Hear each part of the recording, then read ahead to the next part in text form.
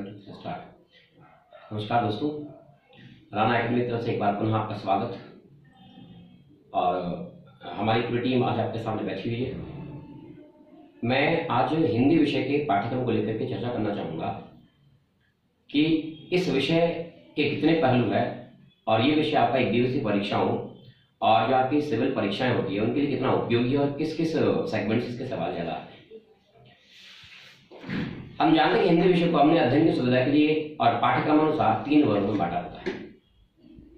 उत्तराखंड की किसी परीक्षा के लिए इसका व्याकरण बहुत उपयोगी होता है और दूसरी इकाई के रूप में आपका हिंदी साहित्य का इतिहास और हिंदी गद्य और पद्य का इतिहास आता है और तीसरी इकाई के रूप में आपका हिंदी काव्यशास्त्र बेहद उपयोगी है जो हर परीक्षा में उसके प्रश्न बहुत ज्यादा पूछे जाते हैं। तो यदि आप हिंदी में एक अच्छा स्कोर करना चाहते हैं, उसमें एक अच्छे मार्क्स प्राप्त करना चाहते हैं, तो एक योजनाबद्ध तरीके से इस विषय को पढ़ना होगा। और जहां तक इसकी योजना का सवाल है, हिंदी विषय की योजना ही हिंदी का जो सिलेबस है वो उसकी योजना है। यदि मैं व्याकरण पर पहले बात करता हूं तो व्याकरण सबसे उपयोगी है। आप किसी परीक्षा में देखेंगे, पीसीएस के मुख्य परीक्षा में देखेंगे, व्याकरण का रेशो बहुत ज्यादा रहता है। या आप एक दिवसीय परीक्षा में समूह से लेकर के उत्तराखंड दरोगा से लेकर के उत्तराखंड पुलिस से लेकर के कोई परीक्षा देखते हैं तो उसमें आपका व्याकरण की जो भूमिका बहुत ज्यादा रहती है।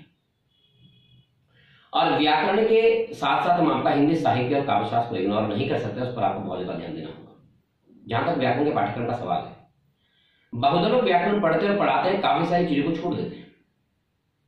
हम जानते हैं कि हिंदी के व्याकरण को बेसिक तौर पर हमने 3 बड़े बड़े खांचों में बांटा होता है, 3 बड़े बड़े खंडों में डिवाइड किया होता है, जिसमें से आपका एक वर्ण विचार होता है और एक आपका शब्द साधन होता है, एक आपके पास वाक्य विन्यास होता है। हम इन 3 यूनिट्स को अगर पूरा कर लेते हैं तो आपका व्याकरण लगभग कंप्लीट हो जाता है। जैसा कि आप जानते हैं कि वर्ण विचार में हमको पूरा वर्ण की परिभाषा से लेकर के भाषा की उत्पत्ति से लेकर के और फिर हम वर्ण विचार की परिभाषा देखते हैं और तत्पश्चात ये निर्धारित होता है कि वर्ण विचार 3 प्रकार का होगा। इसमें आप एक इकाई के रूप में वर्णमाला को पढ़ते हैं कि हिंदी की मानक वर्णमाला क्या है और देवनागरी लिपि में लिखित हिंदी की जो मूल वर्णमाला वो क्या है। तत्पश्चात आप दूसरा इसमें संधि देखते हैं, संधि और संधि विषय, वो एक वर्णों का पाठ होता है। याद रखेंगे कि वर्ण विचार में आपको संधि का अध्ययन करना होता है और पूरी 3 प्रकार की संधियां वैसे पढ़ी जाती है, स्वर, व्यंजन और विसर्ग। लेकिन आजकल देखा जा रहा है कि चौथे प्रकार की संधि, देशज संधि, जो प्रायः बहुत कम लोग पढ़ाते हैं और पढ़ते हैं, उस पर ज्यादा गौर देना होगा क्योंकि उसका जो सवाल है वो आजकल परीक्षाओं में ज्यादा पूछा जा रहा है। फिर तीसरी इकाई के रूप में हिंदी वर्तनी बहुत ही महत्वपूर्ण विषय है। बहुत कम लोग ऐसा पढ़ते होंगे कि वर्ण विचार के साथ आप वर्तनी को ऐड करके पढ़ें। जब तक आप वर्ण, वर्तनी, संधि और वर्णमाला इन तीनों को नहीं पढ़ते हैं, इसका मतलब हुआ कि आपने पहला पाठ भी छोड़ दिया है, आप पहला अध्याय पूरा नहीं करें। आपका पहला अध्याय तब पूरा होगा जब आप ये 3 यूनिटें पढ़ लेते हैं। जैसे आप इन 3 इकाइयों को जान लेते हैं, आपका चैप्टर 1 खत्म हो जाता है हिंदी व्याकरण का। और अब आते हैं हम दूसरे अध्याय पर, जिसको आपने शब्द साधन कहा है। जहां तक मैं शब्द साधन की बात करता हूं, हमें पहले देखना होता है कि भाई शब्द कैसे बना है, शब्द किसको कहते हैं और शब्द का विकास कैसे हुआ है। फिर हम जानते हैं कि हिंदी भाषा में शब्दों को बेसिक तौर पर हम आपका 5 वर्गों में विभाजित करते हैं। उन 5 वर्गों में से आपका पहला वर्ग होता है व्याकरण और व्युत्पत्ति के आधार पर शब्द।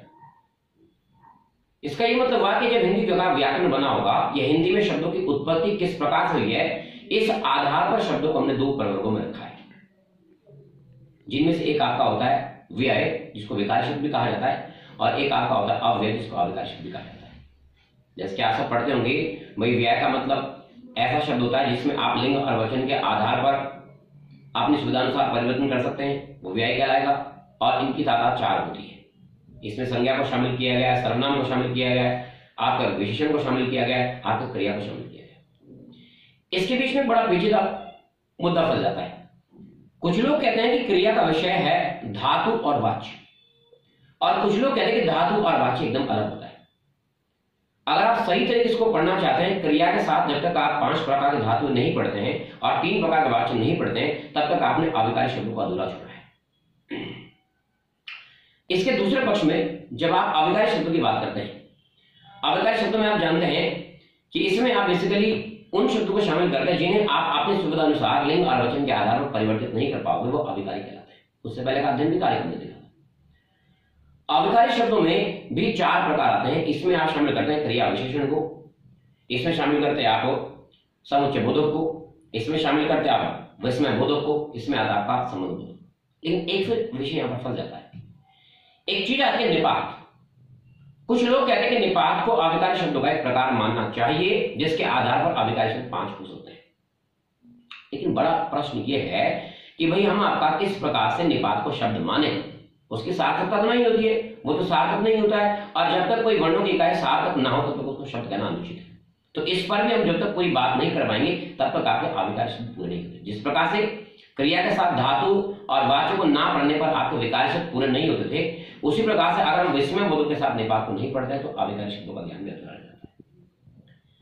इसके बाद आता है दूसरा बेस शब्दों का, जिसे आप कहते हैं रचना बनावट के आधार पर शब्द। आप जानते हैं रचना बनावट के आधार पर शब्दों के 3 प्रकार होते हैं। आप उसमें एक रूढ़ शब्द को पढ़ते हैं, यौगिक को पढ़ते हैं, युग्म को पढ़ते हैं। अब ठीक है, आपने जाना होगा कि रूढ़ शब्द क्या होता है, उसकी परिभाषा देखी, उसको जान लिया। यौगिक शब्द क्या होता है उसकी परिभाषा भी पुस्तकों में पढ़ लेते हैं, उसको जान लेते हैं। लेकिन यौगिक शब्द का निर्माण आपको पुस्तकें नहीं बताती कि वो शब्द कितने प्रकार के हैं, कैसे बनते हैं। हम जानते हैं 3 प्रकार के यौगिक शब्द होते हैं। आप संधि जो पीछे मैंने बताया था उस संधि के आधार पर आप शब्द बना सकते हैं यौगिक। दूसरा एक प्रत्यय होता है, हिंदी में एक अगला कड़ी आएगी जिसको हम हिंदी शब्दांश कहते हैं। शब्दांश 2 प्रकार के होते हैं, एक प्रत्यय और एक उपसर्ग। वो दोनों शब्दांश यहाँ काम आते हैं कि प्रत्यय की सहायता से भी आप यौगिक शब्दों का निर्माण कर सकते हैं और उपसर्गों की सहायता से भी यौगिक शब्दों का निर्माण कर सकते हैं। ये 3 निर्माण की जो प्रक्रिया है, जब इनको पढ़ेंगे तब आप यौगिक शब्दों से भली भांति परिचित हो पाते हैं। फिर इसी में तीसरी कड़ी आती है योगरूढ़ शब्दों की, उनकी परिभाषा, उनका महत्व, उनका पूरा अध्ययन करने के उपरांत आप रचना बनावट वाले शब्दों को खत्म कर जाते हैं। फिर इसका आता है खंड 3 भाग 3 शब्दों का, जिसे आप कहते हैं इतिहास और स्रोत के आधार पर शब्द। देखना यह होता है कि हिंदी साहित्य का इतिहास का जब विकास हुआ तो उस इतिहास के आधार पर और शब्दों का कोई एक स्रोत होता है, कहां से शब्द आ रहे हैं, उन शब्दों के स्रोत के आधार पर कितने प्रकार के शब्द माने जा सकते हैं। इसमें चर्चा मिलती है इसके 4 प्रकार के शब्द। आप जानते हैं तत्सम की चर्चा मिलती है, तद्भव की चर्चा मिलती है, देशज और विदेशज की चर्चा मिलती है। तत्सम तद्भव की परिभाषा जान ली हमने, इसके लक्षण जान लिए, और देशज विदेशज के लक्षण जान लिए, इसकी परिभाषा पढ़ ली, ठीक है। फिर यहां पर भी एक आपका मुद्दा फंस जाता है संकर शब्दों का, मिश्र शब्दों। कुछ जन कहते हैं कि इतिहास और स्रोत के आधार शब्द 5 प्रकार होते हैं, कुछ पुस्तकें कहती है कि 4 प्रकार होते हैं। अब असल में संकर शब्द को हमने क्यों इतिहास और स्रोत में सम्मिलित नहीं किया, ये बड़ा मुद्दा है। और जब तक आप इस बात को नहीं जानोगे तब तक आपका ये जो शब्द कोश है, ये जो शब्द बेस है, वो अधूरा रहता है और आपके प्रश्न गलत होने के पूरे प्रयास होते हैं। इसके बाद आता है चौथा प्रकार शब्द का चौथा प्रकार, चौथा खंड, जिसको हम कहते हैं प्रयोग के आधार पर शब्द। आप जानते हैं कि प्रयोग के आधार पर शब्दों के बेसिकली 5 प्रकार होते हैं। आप इसमें एकार्थी शब्द पढ़ते हैं, आप इसमें अनेकार्थी पढ़ते हैं, आप इसमें भिन्नार्थी पढ़ते हैं, और आप इसमें समध्वनि मूलक भिन्नार्थी पढ़ते हैं, आप इसमें विलोम और पर्यायवाची इत्यादि पढ़ते हैं। जहां तक मेरा मानना है कि ये जो टाइप है 5 प्रकार के शब्दों का, सबसे महत्वपूर्ण हिंदी व्याकरण की इकाई है। आपका पूरा जो व्याकरण है इन पर टिका है। यदि आपका शब्दकोश बहुत अच्छा है, बहुत गहरा है, आप बहुत से शब्दों को जानते हैं, शब्दों की आपको अच्छी समझ है, तो आप व्याकरण के ठीक ठाक जानकार हो सकते हैं। और इन शब्दों को अक्सर आपका विद्यार्थी इग्नोर कर देते हैं, जहां से वो मात खा देते हैं परीक्षा में। इसके अलावा आप मुहावरा पढ़ते हैं, आप लोकोक्ति पढ़ते हैं, आप वाक्यांश के लिए एक शब्द पढ़ते हैं, वो सारी चीजें भी कहीं ना कहीं इस बेस के साथ कवर करवा दी जाती है। फिर अगला प्रकार आपका आता है जिसको हमने कहा होता है प्रयोग के आधार पर शब्द। इस प्रयोग का मतलब वही खंड 5 शब्दों का। इस प्रयोग का मतलब वह कि आप कितने प्रकार के शब्दों का हिंदी भाषा में इस्तेमाल करते हैं। तो इसमें फिर घूम करके वो 8 शब्द आ जाते हैं। संज्ञा, सर्वनाम, या आपका क्रिया और आपका विशेषण, आपका क्रिया विशेषण, आपका समुच्चय बोधक हो गया, संबंध बोधक हो गया, और विस्मयादि बोधक। ये 8 प्रकार के शब्द हमको देखना पड़ता है कि इनका प्रयोग एक भाषा में कैसे होता है, वो आपको यहाँ पर जानना पड़ता है। इसके अतिरिक्त कुछ चीजें हैं जो अतिरिक्त बच जाती है। समास एक अलग इकाई है, कारक एक अलग इकाई है। कारक और समास को एक दूसरे का पूरक जो नहीं मानेगा वो कारक को भी गलत करेगा, समास को भी गलत करेगा। बहुत सारी चीजें जो समास और कारक में एक जैसी होती है। जैसे माना तत्पुरुष समास का अध्ययन करता है तो जरूरी है उसके लिए कारक को समझना। माना द्वंद्व समास को पढ़ना है आपको, तो जब तक आपने समुच्चय बोधों का अध्ययन नहीं किया आप द्वंद्व समास के सवाल को गलत करेंगे। वो आपका बिना समुच्चय बोधों के सही हो ही नहीं सकता है कि उसके प्रकारों में जाना है। उसके 3 प्रकार है। अगर आप कहते हैं कि इतरेतर द्वंद्व होता है, समाहार द्वंद्व है, वैकल्पिक द्वंद्व है, उसके 3 प्रकार को बखूबी तौर पर अगर आपको समझना होगा तो समुच्चय बोधों को पढ़ जाएंगे। उसके बाद आते हैं हम आपका हिंदी शब्दांश मैंने पीछे जिक्र किया था उपसर्ग और प्रत्ययों का, वो आपको सेपरेट रीड करके पढ़ना पड़ता है। और फिर आता है हिंदी विराम चिन्हों पर। पूरे 20 प्रकार के विराम चिन्ह एक सेपरेट टॉपिक है, पूरा एक अध्याय है। उसको छोड़ना मतलब क्या पूरी वर्तनी को छोड़ देते हैं। उसके बाद जाते हैं फिर आप काल टेंसेस पर, हिंदी में काल निर्धारण होता है, और फिर आते हैं आपका वाक्य निर्माण पर। जहां तक वाक्य का सवाल होता है, वाक्य को पूरा आप देखते हैं, रचना बनावट के आधार पर वाक्य कैसे पढ़ते हैं और अर्थ के विषय वाक्य कैसे पढ़ते हैं। ये दो प्रकार के वाक्य पढ़ने के बाद हमें वाक्य संश्लेषण और विश्लेषण को बिल्कुल नहीं भूलना होता है। यदि हम वाक्य पढ़ने के बाद संश्लेषण और विश्लेषण को नहीं पढ़ते तो आपका वाक्य विज्ञान अधूरा होता है, इसके साथ साथ आपका वाक्य रूपांतरण की प्रक्रिया जुड़ी होती है। सेंटेंस पूरा खत्म होने के पश्चात व्याकरण यहाँ पर एंड होता है। जो इसके बाद आप पढ़ते हैं, अलंकार पढ़ते हैं या छंद पढ़ते हैं, रस पढ़ते हैं, दोस्तों उसको काव्यशास्त्र कहते हैं। वो काव्यशास्त्र का एक अध्याय है और काव्यशास्त्र का एक छोटा सा पार्ट है। अलंकार, रस और छंद तीनों इकाइयां बहुत उपयोगी है परीक्षाओं के लिए, और इनको वो व्यक्ति अच्छे से जान पाएगा जो शब्दकोश में अच्छी कमान रखता हो, जिसका वो एकार्थ या निकार्थ या पर्यायवाची विलोम का जो पाठ था जिसमें जिसकी अच्छी पकड़ है वो अच्छी तरीके से पढ़ सकता है। और मेरे ख्याल से मैं मानता हूँ कि हिंदी, सामान्य हिंदी में अलंकार, रस, छंद सबसे जटिल इकाइयां मानी जाती है, इनको बहुत बेहतर से आप समझें। यहाँ पर आपकी दूसरी इकाई खत्म होती है, फिर आता है आपका लिटरेचर का पार्ट। लिटरेचर अगर हम वर्तमान सिलेबस को देखेंगे, उत्तराखंड के समूह के सिलेबस को देखेंगे, आप एसआई के सिलेबस को देखेंगे, आप पुलिस के सिलेबस को देखेंगे, आप पीसीएस के, हर जगह साहित्य डाला हुआ है। गद्य का पार्ट अलग डाला है जिसमें उपन्यास भी है, आपका नाटक भी है, रिपोर्टाज भी है, रेखा चित्र भी है, आत्मकथा है, यात्रा वृत्तांत है, या डायरी है, या एकांकियां है, हिंदी निबंध है, हिंदी कहानियां, ये पूरी गद्य में आपको पढ़नी है, सब आपके सिलेबस में दी है। उसके बाद आप आते हैं हिंदी साहित्य के इतिहास पर, जिसमें बेसिकली काल विभाजन पर हम चर्चा करते हैं, आदिकाल से लेकर के भक्ति काल, रीति काल, आधुनिक काल, और इनके जो कुछ कुछ खास राइटर है, जैसे आपके सिलेबस में डाल रखे हैं, कबीरदास को डाला है, सूरदास को डाला है, मीराबाई को डाला है, रसखान को डाला है, या तुम्हारा जयशंकर प्रसाद जी है, सुमित्रानंद पंत जी है, महादेव वर्मा जी है, उधर से प्रेमचंद जी है, और निराला जी है, या मैथ्यूसन गुप्त जी है, महावीर द्विवेदी जी है। तो ये कुछ पैटर्न के पाठ है जो आपको पढ़ने होते हैं। साहित्य का पाठ जब हम खत्म करते हैं, अभी भी आपका जो भाषा का सेक्शन है वो बचा हुआ है, जिसमें आप पढ़ते हैं हिंदी भाषा का विकास की अवस्थाएं, कि कैसे कैसे करके संस्कृत से पाली का विकास होता है, प्राकृत आई, अपभ्रंश आई, उसका दौर एक पूरा पढ़ना होता है।